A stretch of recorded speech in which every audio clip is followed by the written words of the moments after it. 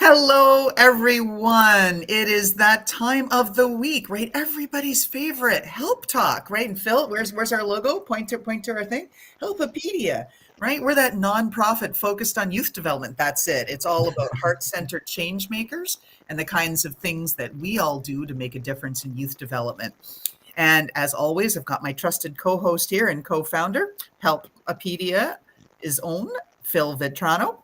And then we've got our special guest today, Therise Edwards of Teshley Solutions, and she's going to be talking to us about 7 tips for career resilience and success. Ha ha ha. Welcome to the show, Therise. Thank you. Thank you for having me. I'm happy to be here. And I appreciate the opportunity to share some of these talks because, as you know, our world is constantly changing.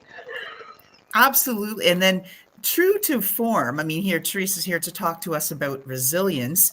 She stood in for one of our upcoming guests, Barry Levin, who focuses on the special needs community. And Theresa's just like, yeah, I'll jump right in. Totally last minute, total trooper, renovations going on in her house. She's like, yeah, I'll find a quiet corner. So we really, really do appreciate that because we know how much value our guests bring to our listening audience. So thank you for that, Theresa. Oh, you're most welcome. All right, well, maybe give us a little bit of background. We've got Teshley Solutions. I'll put that link up here. And tell us a little bit about yourself. And so our audience gets a chance to know you and they can go learn more here at your site. Okay, thank you so much for that.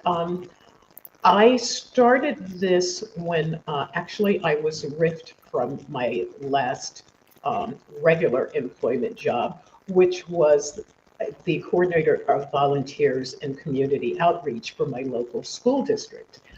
But before working for the school district, I spent about 15, 20 years as a volunteer tutor for a local free tutoring program. And I had noticed a lot of gaps in knowledge in understanding, not only from the students, but also from the parents, of what it is to really expect from a school. Schools cannot do it all, and sometimes parents expect schools to do it all, and that is an unrealistic expectation. So when that event happened, this has kind of been in the back of my head. So I said, why don't I take a flyer and do it? So it really services from kindergarten through college, a little bit of pre-K. The last couple of years were taken up largely by an unforeseen event, and that was the FAFSA Simplification Act that Congress had passed back in 2020. And I knew it was going to be a struggle, but as things progressed along, I knew it was going to be a nightmare for parents not last year, the year before now, and parents and students, and it was a debacle. There's no polite language that I can use about it, so I'll just stop talking about it at this point.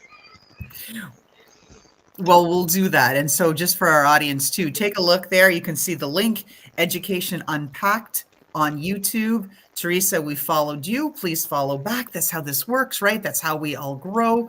But this is the kind of thing that we need. And what Theresa's already exemplified a few times, from showing up here last minute and doing us a solid to even trying to work around the things going on within her house and her environment, which she can't control, to how all of this started based on an unexpected layoff and how she's made lemonade, right, out of all of the lemons she's been dealt. And that's why she's the perfect guest today to be talking about the steps and the tips you need for career resilience. So maybe Phil, if you want to add anything, or should we let Theresa get started?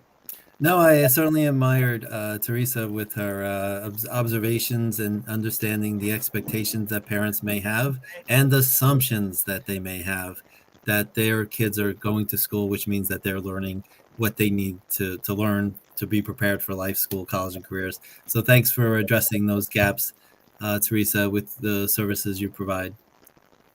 Happy to do that. So I'm going to start off with one of my number one pet peeves, because as a business owner, I read a lot of articles and I attend a lot of webinars. And one of the things that irks me is that communication is listed as a soft skill. No, it isn't. Communication is absolutely essential, both verbal and written. And studies have shown over the last few years that our most recent generations are not comfortable talking on the phone. They'll text for 20 hours straight, Mhm. but they don't want to talk. Oh, And that is not good. You have to practice talking to people. And I understand because of the technology, it may not be in a teenager or a young adult's comfort zone. So just start practicing. Practice with your friends, practice with your family members, practice with your neighbors. Practice, okay, nobody goes to the bank anymore, so I won't say practice with the bank teller. Practice at restaurants and stores that you go to. Get comfortable, because no matter how well educated you are, and you may have a ton of knowledge in your head, if you can't communicate it to me or your boss or the person who you're working with, it doesn't matter. You have to be able to articulate that. So the speaking is important, the verbal part is important, and also the writing is important. I know while you're texting, you use a lot of shorthand. I mean, I do it too, although sometimes the people will text me things and I don't even know what that means. But you have to be able to write. You have to be able to write yourself. Um, and one of my other tips is AI is a tool. I'll get to that in a moment. Start your writing yourself, and then if you want to do a little polishing, then maybe you can plug it into an AI tool to help you. But do not let AI do the writing for you for any one of a number of reasons. There are detectors that will, particularly on your resume, because businesses will screen for AI written resumes. And if it's detected, you'll never get a call. You'll never get the interview. You'll never. So it's okay to use AI, but don't rely on it. before we get really into that tip too, I want to come back to here, tip one, and kind of stay on this. Communication is not a soft skill, right? It's absolutely mission critical.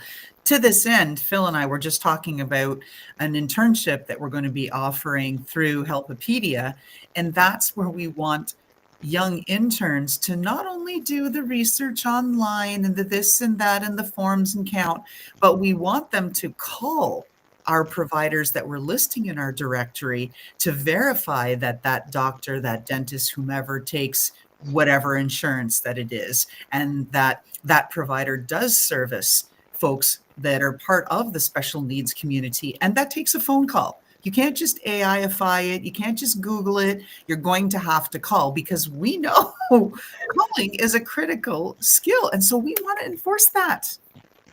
Well, that will be great for whoever gets that internship, because that's the practice that I was just speaking about that they need. So it let that spread like a wildfire across the nation, where more organizations and businesses will offer young people this opportunity, because I don't know why it's listed as a soft skill, because it isn't. It's a critical skill. Yeah. So on that ends, from a classroom perspective, when you have 25 to 30 students in a room, there's real no requirement for them to participate in class. And plus the pressure that they put on themselves, their peers, to be voicing their messages, they're practicing the speech. It's an uncomfortable environment for students generally. So even when I'm a guest speaker at high schools, it's could be crickets chirping. No matter how easy the question is, there's this level of pressure and uncomfortableness in speaking out loud. So I don't know if schools are ever going to change it. I don't know if it's teacher to teacher that they're dictating how comfortable the students are, but it's so vital, but it's not emphasized for students to you actually have to participate in this class. I mean, there's no enforcement of that. We want to make kids comfortable. They're comfortable not speaking. They're introverts. Guess what? You're not practicing and preparing for your careers if you are in the corner huddling and praying that the teacher does not call it. Yeah, and I mean, I'm old enough that when I was in school, participation was part of our grade. It wasn't a huge part, but but it was a part. And um, to what you said, Phil, I used to do a entering the workforce for the county here, and it was for students who have special needs. And this was their first job at at ShopRite or wherever, the local market. And so yeah, I used to have them stand up and practice. Okay, if this happens, how are you going to respond this way? How are you? Um, and but that was a few years ago. I don't know if they'd be as eager and willing to do that now. But that was one of the things I did, have them practice just communicating with their boss, communicating with customers. And again, it was, at least they all knew each other, and that's the reason I suggest start with your friends, start with your family, start with the people that you know, so that it's not so scary. It shouldn't be scary. Right. But that's just it. There's a lot of anxiety for a lot of reasons, and it's just one more thing. We're all trying to help youth. We're not trying to burden them any further. But to this end, of what you're talking about now in tip 2 here, and back to this, that it's really, they're talking about reports now. I'm seeing them coming out, Pew Research and a few others, that people are so reliant on AI that they're copying, pasting, sending it off, both at the level of academics, where students are saying, hey, that's my report or my whatever, my essay I had to do.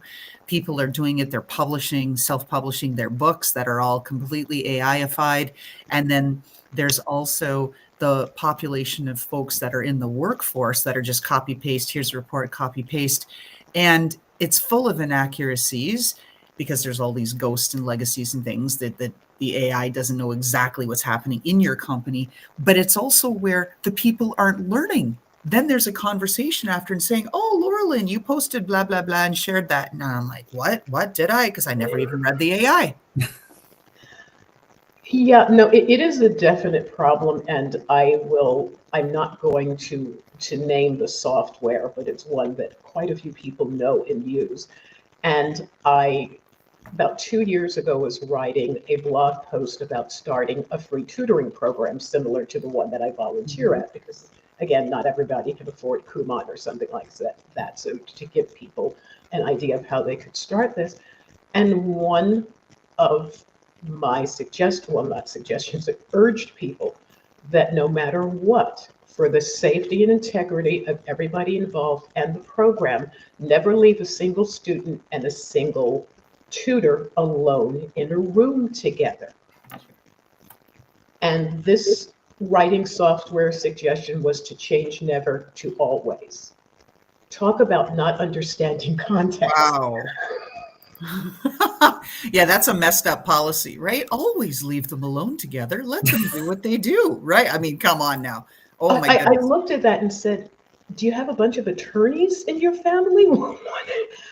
Yeah, it does not understand context. It does not. I always tell people it's AI. The first word is artificial, which means not real, fake, or sham. Just to think about that.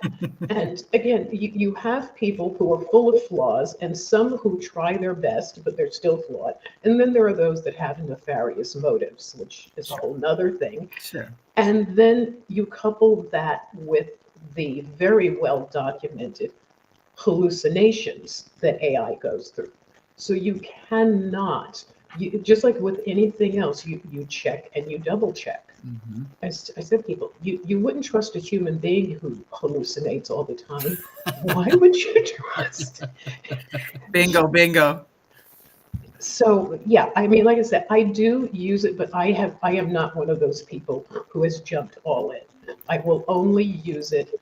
The telephone service that I have takes pretty good notes on my conversations with people, and I appreciate that, because I don't like to have 45 notebooks going with everything that I've written down, or keep typing while we're talking. So I do appreciate it. And it is, I will say it's about 87% accurate. So I appreciate that, but I'm not turning my life, my business, or anything else completely over to AI. I don't have that level of trust, and I don't think anyone else should either. It's all about, I guess, the whole philosophy with just about everything in life.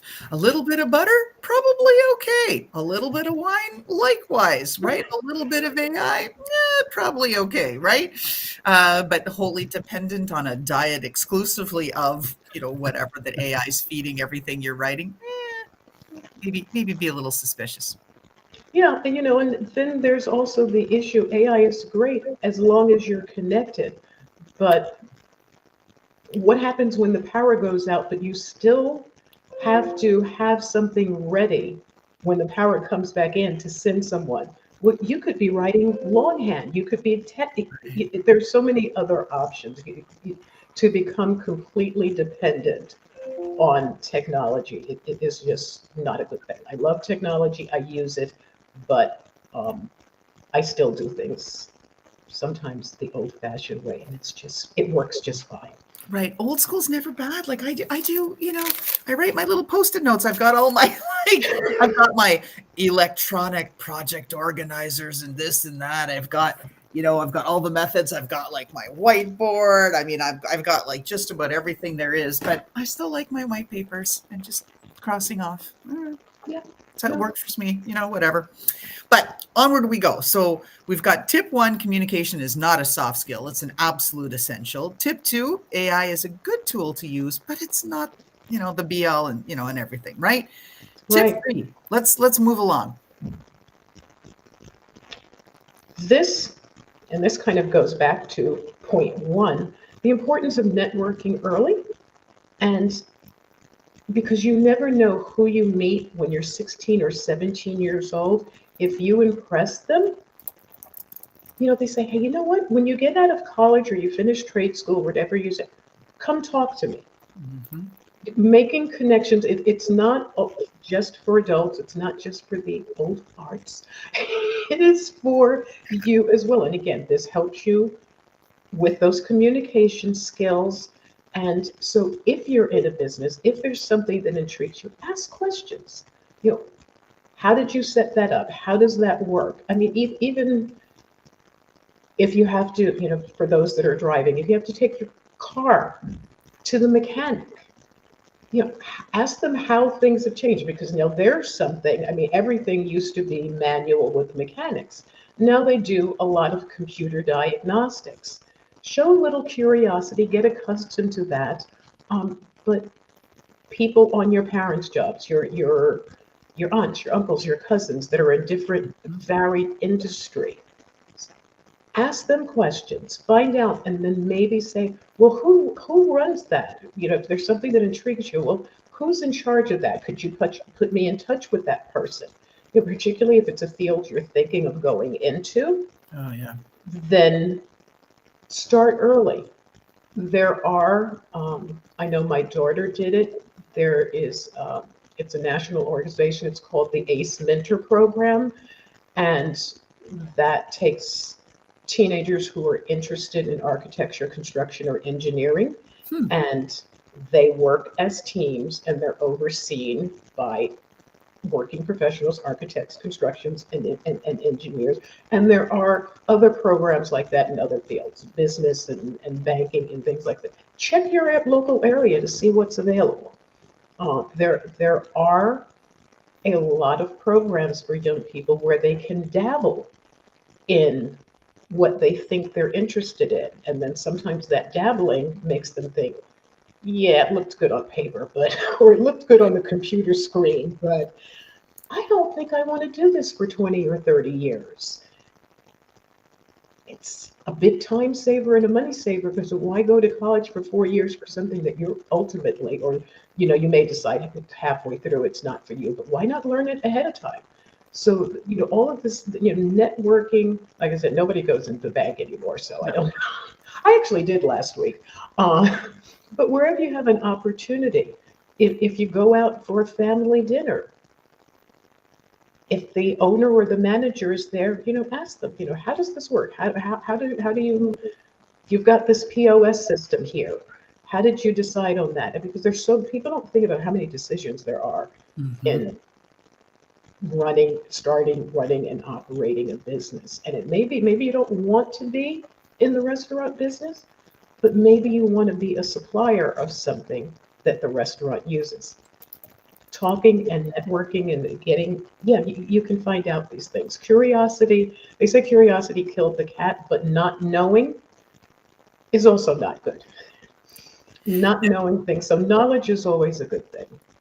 It is. In the sidebar, little sort of funny, not so funny story I'll add to that. I was convinced I wanted to go into forensic entomology, loved bugs, flew out to the University of Washington to go check it out, and realized I'd have a career picking maggots out of people's orifices from corpses. And I thought, no, just no, not me. Yep, thank you. I'll take a pass. Right, next. All right. Tip 4 to that end, right? Got to be prepared with your plan B. Yes, particularly after these last few years. And this is going to overlap with an upcoming one as well. Yeah, this is not the job market of your parents and certainly not your grandparents. So even if you happen to stay with the same company for a long period of time, that job is going to change. There have been recent studies that indicate that anywhere from 25 to 42% of current job skills are going to be obsolete in 10 years. That's just it. They're talking about even 7 to 8 careers on average, not job changes, career changes. Right. Normal. Yeah. Yeah. So, and sometimes that's an effect of technology and things not happening. And then sometimes it's just, people just want to do something different. I mean, I knew someone who was an accounting that's now a landscape architect. Totally different, but technology is going to, that was a choice. Technology will force more changes than the natural progression of life. So you have to be flexible, you have to be nimble. And then also, because things are changing within a company, if you were hired for X job, but your employer, your manager says, okay, so and so's out on an extended break, I need you to take on these tasks. If you're capable of doing it, do it. Or if you feel, well, I know this aspect of it, but I don't know that aspect. If someone can teach me, sure, I'll be happy to do that, because employers they like team players. They don't want to hear that, hey, I wasn't hired for that. This is my lane and I want to stay in it. No, you change your lane. If you're lucky. I'm sorry? If you're lucky, you'll hear that. If you even talk to your manager, right? Yeah, even if that. The quiet component here is really loud and clear when they're not voicing anything, either that they don't want to do this or they want to do this. They're just quiet and going through the motions and hoping it all works out. Yeah. So no, be flexible, be nimble, because again, anything you learn that's new is probably going to be a portable skill that if you decide to leave that employer, your next one may need. So you're getting on the job training. If you want to stay with your company for 20, 25, 30 years, that's great. But you may not. You may decide, I live in New Jersey. You may decide you want the beaches of California, and so you decide to move cross country. You've gained new information, new skills that you can carry with you to your next. Yeah. Job. And that's a two-way street, because you may want to work for your company 20 to 25 years. You've got to convince others. Like companies are purchased by other companies, and as soon as that happens, anything can happen to their job. So their desire to be there for 20, 25 years can be unrealistic. Yeah, that's true. But again, to what I was saying before, the more information and skills you have on that job, the less likely you are going to be one of those in the downsizing portion. If you can only do 2 or 3 things, you're probably going to be out the door. But if you can do 6 or 7, they're like, yeah, that one might be a keeper. Yeah, so that logic seems to be wonderful, except when you have somebody who's making those decisions who's not going to use that logic, Right. which Well, is happening in the Place. government right now. yeah, that's a whole nother conversation. That could be a 2-hour episode. Yeah. So, but it's just have a backup plan as it relates to opportunities for yourself. That's definitely the message, because you don't know and you can't predict the No. future of who's going to be responsible for making the decision of whether you're staying or going. And if they don't know you, it's very unlikely that you'll be, part of the future. Yeah, I can't really argue with that. That's for sure. So excellent. Let's go to tip number 5. Upskill, upskill, upskill, and reskill. And this ties in with number 4. Everything is changing. One of the fields that has changed the most over the years is human resources, which was when I started. I'll really date myself. When I started working back during the days when the dinosaurs roamed the earth, it was called personnel. It wasn't even called HR. And the number of requirements that they have now, because mostly you had the company, even if it was a large scale company, you didn't have remote work. You didn't have nearly as many people unless you had a satellite office somewhere. You didn't have as many people not working within a state of 2 of where the company was headquartered. Well, that's all changed now. Expectation on benefits has changed. It used to be you got a pension plan, your vacation, and you were supposed to be happy and shut up about it. Bingo. No one's happy with that anymore. No one's happy with anything, though. But I think that's also a subject for another podcast. Yeah, no, I think there needed to be some changes along the line because someone who's just coming into the workforce does have their sights fixed on something different than someone who's getting ready to retire. I mean, having a pension plan or an IRA or whatever they is for retirement is great, but that's not what someone 25 is focused on. That's not what someone 22 is supposed. So to have a list of benefits that fits the employee where they are. I mean, for me, like right now, a lot of concern, and again, this goes down to the company's bottom line, because I have a saying that sleepless nights reduce productivity. Mm-hmm. And if you've got a lot of parents working for you who are concerned about their child's education, that they're not getting everything that they need, or they're really bright and they want to go to college, but they can't afford it, or they're torn, they can't even afford trade school, which usually is less than college. If they're thinking about that during the course of the day, you're not getting the best out of them. But in terms of those who are entering the workforce now, yeah, be prepared to upskill them.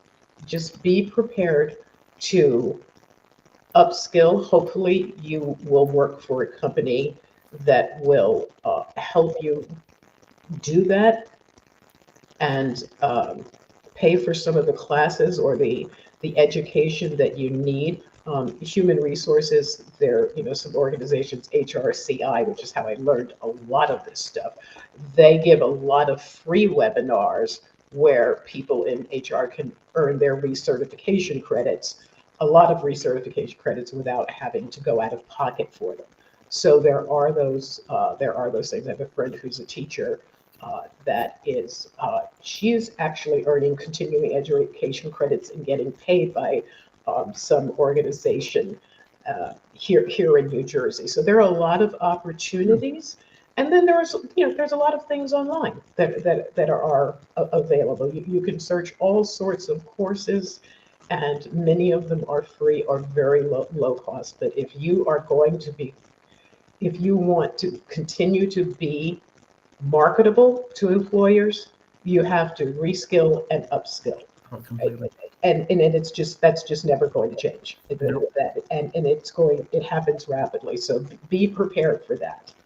And it gets harder to learn as you get older. I'm learning to get ready for a certification now, and it's like, oh, yeah. I mean, I did 11 years of university. One would think, right? But your brain gets old, gets tired, gets hard.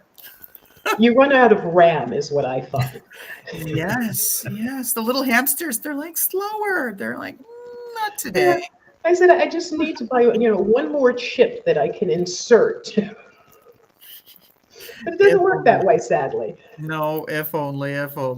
All right, moving along here as we get coming. Okay, so we mostly talked about here. Things to get a job or keep a job or a career or change careers.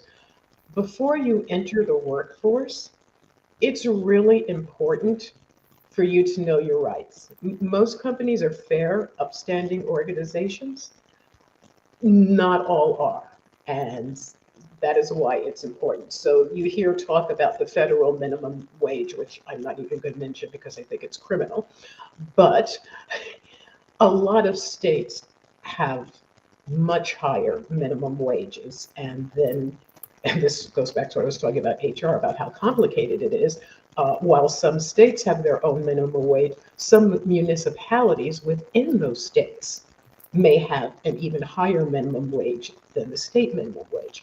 So you can easily go on your Department of Labor in whichever state you live in, and it may have a slightly different name in the state, and find out what your minimum wage is at the time that you start working. Also on those websites, you will find the legislation about pay transparency. Because in the old days, they would post a job and it would say salary commensurate with experience. Right. What does that mean? That doesn't tell you anything. Now, a lot of states are requiring for any job, and sometimes it depends on the number of employees you have. Sometimes it doesn't, but that you post a salary range. New Jersey requires that. Yeah, that's not just for executive positions. That is for dishwashers at restaurants. That is for janitorial staff at a hospital, and everything in between.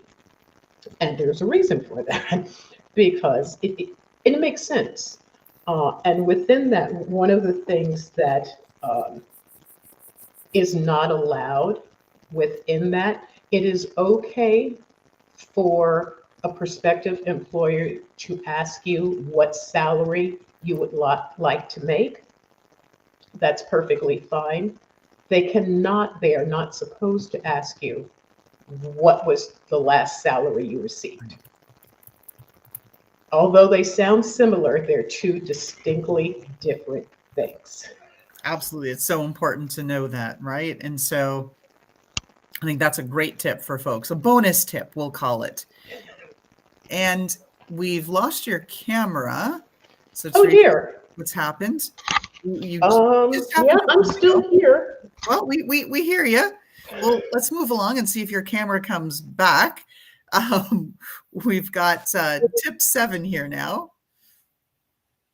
Okay, and it's funny because the tutoring program that I go to, no, it seems not to want to reboot. The tutoring program that I belong to was speaking with a young man this weekend who he goes to a school, and one of the things they encourage is for their employees to start their own little micro businesses, or maybe not so micro. And I was asking him some questions. I said, so you didn't form an LLC? No. I said, do you realize that if something particular, because he's selling products that he orders from China.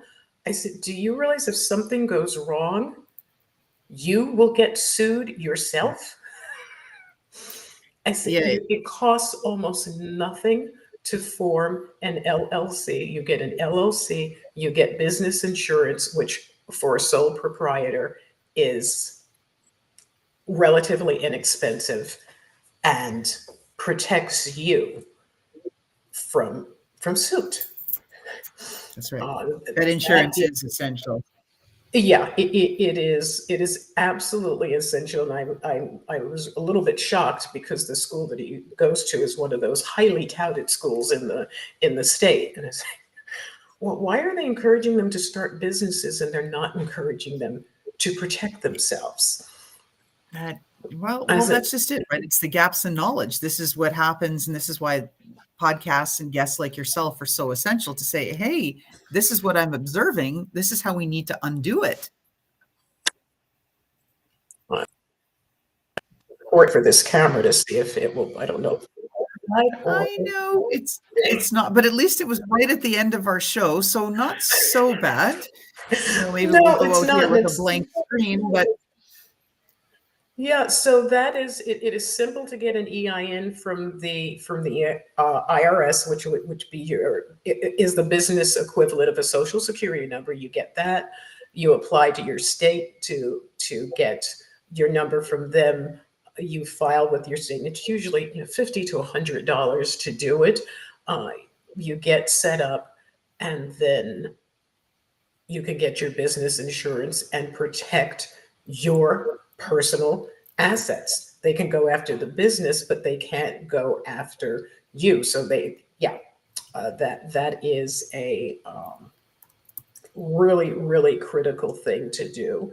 And the other thing is decide on how you're going to pay yourself, because even if you're just a solopreneur, it's probably advisable that you have a payroll provider to take care of all of this, to make sure your taxes are filed, that they get to the state and the federal government the way they should, your Social Security, and that you get the right W-2s. Me personally, I use ADP.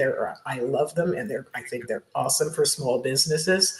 But there are other service providers out there. But that would be my advice. But the most critical advice is do not get, you don't have to start an S corporation, just do an LLC. That's the simplest, easiest way to go.